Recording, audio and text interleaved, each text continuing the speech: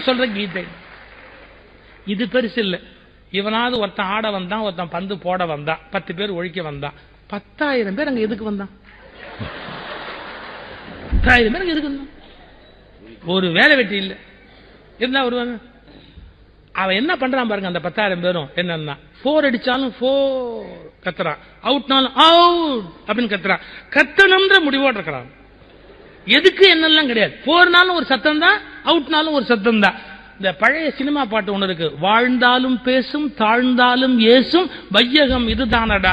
இதுக்கு ஒரு அருமையான எக்ஸாம்பிள். அது என்ன? 4 அடிச்சாலும் கைதட்டி வாழ்த்துறான், அவுட்னாலும் கைதட்டி அவன் பாட்டு கத்திக்கிட்டே இருக்கிறான்.